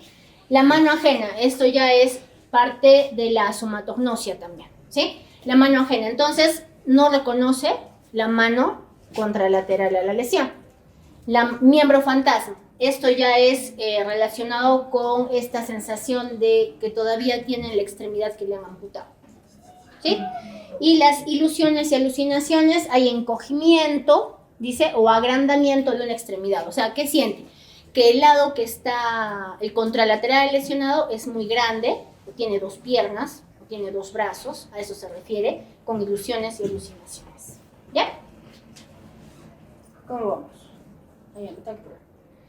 Ahora, las demencias, ¿ya? Que es el segundo tema. Es bastante bueno el resumen que está, pero tienen que leer más allá, ¿sí? O sea, demencias no es porque ustedes son neurólogos, ¿no? O sea, con el simple hecho que me puedan diferenciar más allá de que un paciente tenga un deterioro cognitivo leve de una demencia y capaz puedan llegar a catalogar el tipo de demencia, es bastante, ¿sí? Pero eso ya es del especialista. Pero lo tenemos que hacer porque está lo que me mueve. Entonces, ¿qué sabemos como clave? Deterioro cognitivo leve, ¿sí? Puede tener el deterioro de un dominio cognitivo. Entonces, ¿a qué le digo dominio cognitivo? Es atención, cálculo, memoria, abstracción, ¿sí? Y dentro de todos estos dominios, el paciente lo puede tener alterado, pero no le afecta las actividades de la vida diaria. O sea, el paciente puede hacer absolutamente todas sus cosas como siempre, no le limita para absolutamente nada, pero se olvida, digamos, de algunas cosas, pero es funcional, el paciente no tiene ninguna limitación, ¿sí? Pero sí hay que recordar que está en riesgo de poder desarrollar demencia. Riesgo, pero no dices, no, de acá a un año ya vas a hacer demencia, sí o sí. No, pues por eso seguimos a los pacientes, ¿no? En el tiempo, no de frente les damos, no, ya tiene demencia, porque eso también lleva a problemas médico-legales, ¿sí? Entonces hay que tener cuidado. En cuanto a demencia, ya es un deterioro cognitivo adquirido. ¿Y a la diferencia cuál es? Demencia ya son 2 o más dominios afectados, pero aquí ya me interfiere con la independencia. O sea, el paciente ya no se baña solo, ya no come solo, no puede llevar finanzas solo, ¿sí? O sea, ya se vuelve dependiente de su familia. Entonces, ahí ya puedo pensar que es una demencia. Y es una progresión objetivable en el tiempo. O sea, el cuidador principal, ¿qué te refiere el paciente? No, yo lo noto así hace 2 años, pero ha empeorado hace 1, capaz, ¿no? Lo noto como que, pero es que va avanzando, ¿sí? No es algo estático. Y es diferente a un deterioro cognitivo rápidamente progresivo, ¿sí? Es rápidamente progresivo, es sacazonapan en 3 meses, el paciente se deteriora en 3 meses, ¿sí? Entonces es diferente. Y el deterioro rápidamente progresivo viene con mioclonías. Generalmente, no siempre. Ahora, la DSM-5 menciona lo mismo de los 2 dominios, Y la interferencia, tanto funcional, social y familiar, o sea, los pacientes también con demencia tienden a aislarse, ¿sí? Socialmente. Generalmente no hay explicación alternativa. ¿Y por qué ponemos siempre la depresión, perdón? Porque los pacientes con diagnóstico de depresión pueden ser mal diagnosticados de demencia. ¿Qué pasa con un paciente que está deprimido? Ay, me olvido todo, doctora. Me olvido desde que en dónde dejé las llaves, de que si tenía que hacer la lista de compras, confundo el nombre de mis hijos y tiene 35 años. Entonces, ¿y cómo te sientes? ¡Buah! Empiezan a llorar, ¿no? No, estoy mal, no puedo más, estoy triste, lloro de todo, me tocan y ya estoy llorando, ¿no? O sea, están muy tristes los pacientes, entonces estos síntomas depresivos tienen que tratarse, ¿sí? Trato la depresión, desaparecen los síntomas cognitivos y me quedo con depresión. Pero trato la depresión, el paciente se siente mejor, está estable emocionalmente y me sigue teniendo olvidos, ya es otra cosa, ¿sí? Y lo mismo, que sea objetivable en el tiempo. Y la clasificación por frecuencia, todos saben que Alzheimer va a la cabeza, ¿sí? 60 a 70% de los pacientes. Y muchas veces los pacientes, la familia de pacientes con Alzheimer nos preguntan, ¿y qué hago para yo no tener Alzheimer? ¿Sí? Hay un componente heredofamiliar, pero no es grande, por suerte. Quien más tiene componente heredofamiliar es la demencia frontotemporal, no tanto Alzheimer. Entonces, es algo que no se hace desde el adulto, pues, ¿no? Cuando tienes 60 años, sí, probablemente sí tenemos alguna forma, ¿no? De que no llegues a demencia, pero lo principal, ¿qué es lo que le recomiendan a un paciente? ¿Que tome algo? No hay absolutamente nada que haga que el paciente no vaya a desarrollar demencia, ¿sí? Pero ¿qué puede ser sin enlentecerlo o no? Actividad física, lectura, escritura, hobbies, actividad social, ¿sí? Muchas veces los pacientes de todas las edades tienden a aislarse. No es necesario que salgan pues, en la noche hasta 1000 horas de la madrugada y desvelarse, eso no es necesario, ¿no? Hay personas que pueden salir con una sola persona hasta temprano, suficiente actividad social, porque pueden ser introvertidos, no pasa nada, pero ya tuvieron la actividad social, ¿sí? Entonces, los lazos familiares también son importantes, ¿sí? ¿Cuándo me vienen más pacientes con demencia? Cuando los adultos mayores viven solos, ¿sí? O sea, están solitos, nadie los mira, nadie vive cerca, o sea, no hay ni forma. ¿Desde cuándo? No sé, no lo visito, ¿no? Cada familia tiene sus propias cosas, entonces no estamos para criticar, pero eso pasa cuando están solitos. O cuando empiezan a presentar síntomas de demencia, cuando fallece la pareja. Fallece la abuelita, fallece el abuelito y empiezan a deteriorarse, ¿sí? El vínculo familiar es muy importante, por eso a nivel latinoamericano, por eso todavía por suerte se considera la familia como algo importante, ¿sí? Entonces, eso siempre que se, ay no, me llevo pésimo con mi mamá, pero te fregaste, ¿qué hacemos? ¿No? Entonces, hasta viejita hay que mirarla porque si no se te deteriora así, ¿sí? ¿Qué pasa también con médicos, enfermeras, psicólogas? Se jubilan y se me deterioran. Entonces, ¿cuál es el plan? Mis papás, digamos, les cambio la actividad. O sea, no es de que te dejas de trabajar y te vas a quedar en... No. Te cambias a otra cosa tendrás que hacer, en otra cosa trabaja, en otra cosa, distráete. Clubes del adulto mayor, ¿sí? Hay muchos clubes a nivel de los mismos centros de salud, de las municipalidades. Entonces, hay que incentivar en eso al paciente. No, doctora, pero a mí no me gusta leer. No necesariamente tienes que leer, ¿sí? Pintar, dibujar, escribir, tocar un instrumento, ¿sí? Sí saben que desde niños es importante que toquen instrumentos, ¿sí? Hay más conexiones interneuronales en los niños que tocan instrumentos, hasta uno siquiera. Por lo menos flauta dulce, que es la mayoría saben tocar, si es que no saben, lo siento. Entonces, el tocar un instrumento te protege, ¿sí? Entonces, si no lo tocan, empiecen. ¿Ya? Entonces, es importante. Entonces, si es que ya de adulto es un poco difícil que aprendas a tocar instrumentos, ¿sí? Los más fáciles, sí, pero un xilófono, dale, sí lo hace, ¿sí? Entonces, de chiquitos les han enseñado. Entonces, ahora a los niños les enseñan mucho. Sí, instrumentos, parten de xilófono, flauta dulce, después hacen guitarra, violín. Entonces, ¿por qué se incentiva tanto las artes? Justo por eso, para prevenir demencias, ¿ya? Luego, la etiología vascular, 15-20% de los casos, y ahorita lo vamos a desarrollar, la demencia por cuerpos de Lewy es el 10-15%, y la frontotemporal, gracias a Dios, solamente un 5-10%, porque es la que tiene componente heredofamiliar. Ahora, hablando de la enfermedad de Alzheimer, ¿qué pasa con Alzheimer?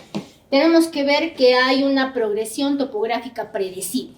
Es la que más he estudiado, es de la que más se sabe, ¿sí? Entonces, ¿qué pasa? Se compromete el lóbulo temporal medial a nivel de la corteza entorrinal y también el hipocampo. Luego las cortezas de asociación generalmente más a nivel temporoparietal y más tardío, región frontal. ¿Sí? O sea, mi paciente con Alzheimer, si yo sé que la región frontal, ¿qué hace? Me inhibe o me desinhibe. Entonces, ¿qué hace el lóbulo? No te dice, no, esto socialmente no está aceptado, no lo hagas. ¿Sí? Se supone que tiene el lóbulo frontal activado, chicos, por favor. Entonces, lo socialmente aceptado no es lo socialmente aceptado, ¿sí? Es lo socialmente aceptado, el lóbulo frontal me ayuda a ponerme el límite. Pero si no tengo el lóbulo frontal, aquí es en fases tardías. ¿Por qué insisto tanto? Porque en Alzheimer es diferente a demencia frontotemporal, ¿sí? La demencia frontotemporal tiene trastornos conductuales de inicio. Entonces, por eso las diferenciamos y por el grupo etario también, ¿sí? Ahora, la patología molecular, principalmente beta-amiloide, que es lo que siempre les han dicho, que es extracelular, y la proteína tau intracelular. Entonces, la progresión de la enfermedad de Alzheimer más o menos la resumen como una frase preclínica, asintomática, más difícil de diagnosticar, ¿sí? La fase leve, la memoria reciente, es la que generalmente se afecta. Luego, en la fase moderada ya hay afasia, apraxia, o sea, el paciente pierde la capacidad de hablar, ¿sí? Y la apraxia, digamos, papá, vístete. Normal, todos los días se ponía saco y corbata. No vamos a ir a la misa. Y no puede abotonarse. ¿Sí? Y ya en la fase severa ya hay una dependencia total para todas las actividades de la vida diaria y el paciente fallece, ¿no? Entonces, acá que vamos a ver, esta es una resonancia muy bonita en la que, bueno, para nosotros, ¿no? Entonces es normal, Alzheimer en fase media, moderada y severa. Lo que necesito que se den cuenta, mira como un cerebrito normal tienes, ¿no? La diferenciación corticocortical no se empieza a atrofiar como lo que estamos viendo a nivel temporoparietal. Miren el lóbulo frontal, acá del lado, ¿sí? Está lindo todavía. Pero después, aquí se atrofia y después se atrofia también la región frontal. Ahora, en cuanto al cuadro clínico, memoria episódica, ¿sí? La memoria reciente. La afasia progresiva, pueden tener apraxia, agnosia, desorientación y los síntomas conductuales pueden presentarse pero en fases tardías. El Alzheimer no me viene de frente con problema conductual. ¿A qué se refiere con problema conductual?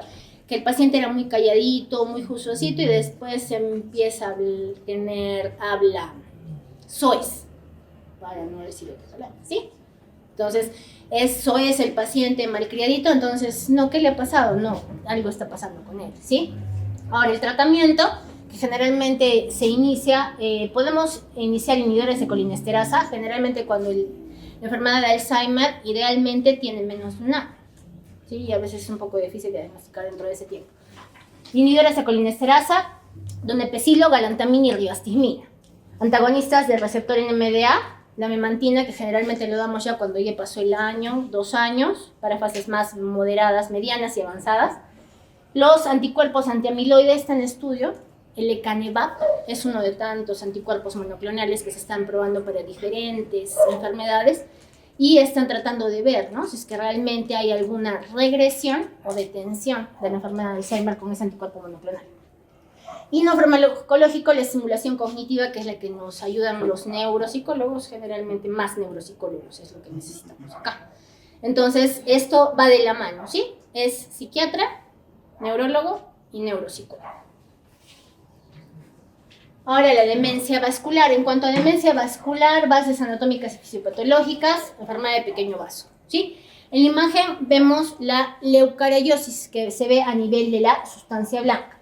Subcortical, cuando hay lesión de ganglios basales y tálamo, y cuando hay un síndrome de desconexión, se cortan circuitos fronto-subcorticales. Entonces, ¿qué vemos en la imagen? ¿Sí? Aquí vemos un ACV. Si es que lo están viendo bien, sí se ve, ¿ya? Aquí ya perdió, o sea, son signos tempranos de un ACV, ¿sí? Que hay una pérdida de la diferenciación córtico-subcortical, si comparan con la contralateral. Aquí se ven surquitos, aquí no, ¿sí? Entonces, después le toman el control, ¿sí? Y ya pintó el infarto. Y hasta puedo decir que es un infarto cerebral maligno, porque me está tomando más de 2/3 de la arteria cerebral media y me está desplazando el ventrículo lateral izquierdo. ¿Sí? ¿Están viendo el chinito que les digo? Y acá le ponen como un ACV hemorrágico, pero por rotura de vaso sanguíneo cerebral. ¿Sí? Entonces tienen un tremendo, esto es como una porencefalia, ¿sí? Una alteración, y aquí sangró. ¿Sí? Acá está el sangrado. Low hiper intenso. Entonces, cuando hablamos de la demencia vascular, estamos, por algo dice vascular, debe tener una etiología vascular previa, ya sea isquémica o hemorrágica. El cuadro clínico es brusco o escalonado y luego progresivo. No es que se paró y volvió, no, progresa. Primero el paciente va a presentar enlentecimiento psicomotor. Generalmente hay un déficit de memoria subcortical. La disfunción ejecutiva es la más prominente, o sea, el paciente no puede tomar decisiones, ¿sí? Y los trastornos de la marcha son más precoces, o sea, el paciente tiene limitación para caminar en fases más precoces que las otras demencias. Factores de riesgo, todos los factores, ¿qué son estos? ¿Modificables o no modificables? Modificables, que todos les preguntan a cada rato. Entonces tienen que cantarlos ya nomás porque ya son los de siempre, para enfermedad cerebrovascular y para demencia vascular, hipertensión, diabetes, dislipidemia, ¿sí? Y de ahí, no solamente la FA, también el flúter, ¿sí? O cualquier tipo de arritmia o patología valvular, el tabaquismo y la aterosclerosis carotídea. En cuanto al tratamiento, necesitamos más un control agresivo, ¿sí? Entonces, si nosotros controlamos agresivamente la enfermedad cerebrovascular que tuvo el paciente, probablemente no vaya a desarrollar demencia en etapas tan cercanas al evento vascular, pero en otros sí, ¿sí? Entonces, por eso es lo importante de lo que se está incentivando en muchos hospitales y que no es solamente en patología vascular, sino lo que están viendo es en toda la patología encefálica, ya sea central o periférica, ¿sí? ¿De qué estamos hablando? ¿Qué tiempo es cerebro? En la mayoría de patologías. Y en esta, ¿a qué nos referimos con que tratemos de controlar agresivamente los factores de riesgo cardiovascular? Los controlamos estos factores, el paciente no me hace ACV, probablemente, ¿de dónde me va a sacar por la demencia vascular? ¿Sí? Entonces, en cuanto a los factores de riesgo cardiovascular, una vez que el paciente hace ACV, puede hacer demencia vascular, ¿sí? Ya puede hacer. Entonces, en mi tratamiento de la trombolisis endovenosa o trombectomías que se hacen en algunos hospitales, lo que quiero es eso, que el paciente no me quede con esta secuela a mediano o hasta largo plazo, ¿sí?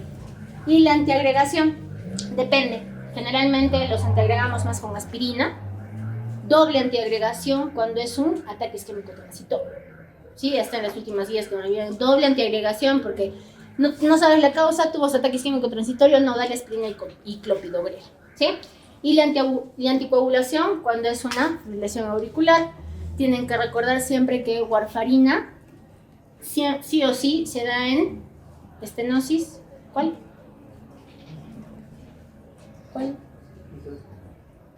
Están adivinando, vivo.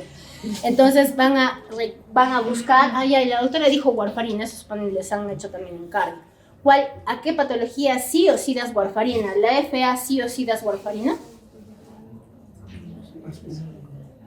No, como anticoagulante. No, ¿sí? Hay patologías valvulares que sí o sí les da solamente warfarin. Solamente vamos a agregar, la otra tienen que buscar. Cuando tienen válvulas protésicas mecánicas. Sí o sí es warfarin, ¿sí? Y la otra van a buscar, porque no saben. Entonces, tienen que anticoagular al paciente cuando corresponda, ¿ya? Y ahora, este grafiquito es, este cuadro, perdón, es para separar, ¿sí? Alzheimer, la demencia vascular. Uno es insidioso y gradual, el otro es brusco y escalonado. Aquí amnesia episódica, disfunción ejecutiva, la progresión lenta y progresiva. Esta, la demencia vascular, va en peldañitos, atrofia hipocampal y la otra leucocariosis. Ahora con la frontotemporal es la que acabamos. Ahora, la demencia frontotemporal. Antes es esta. Ya, entonces esta tiene una alteración, como estábamos mencionando anteriormente, ¿sí? Más frontal, temporal anterior, pero asimétrica. Y preserva inicialmente lóbulos parietales y occipitales. Entonces, aquí hay varias variantes, ¿sí? En cuanto a la demencia frontotemporal está la variante conductual y la fase progresiva primaria.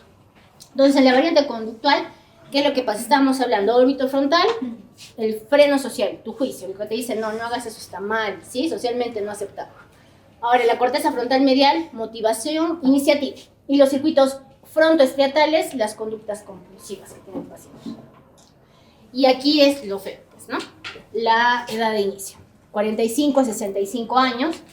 Inicialmente no tienen problemas de memoria, ¿sí? Estamos dando las diferencias bastante claras con Alzheimer.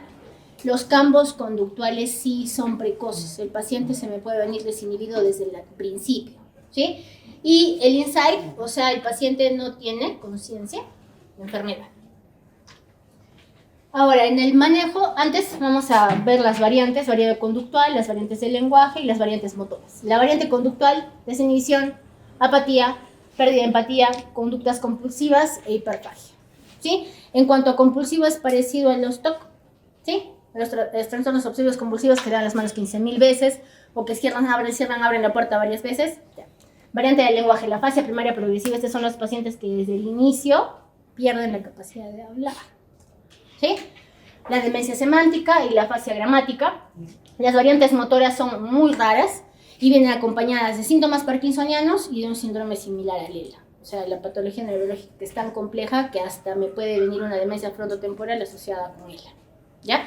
Y pues empeorar o ensombrecer mucho más el pronóstico. Aquí, ¿qué doy? Antidepresivos, ¿sí? Inhibidores selectivos de la recaptación de serotonina. Antipsicóticos, siempre mencionan que cauteloso, porque puede más exacerbar los síntomas del paciente. Evitar inhibidores de la colinesterasa. Entonces aquí hay que tener claro que no le doy donepezilo, galantamina, ¿sí? No como Alzheimer, aquí puede empeorar los síntomas. Y el no farmacológico, como en todas las demencias, soporte familiar. Entonces aquí ya este es el resumen para que vean Alzheimer vascular y la frontotemporal, la infusión un poco, y a los síntomas neurológicos también que están ahí en resumen. Entonces tienen que integrarse semiología, anatomía, fisiopatología y etiología. Y acabamos. Gracias, chicos.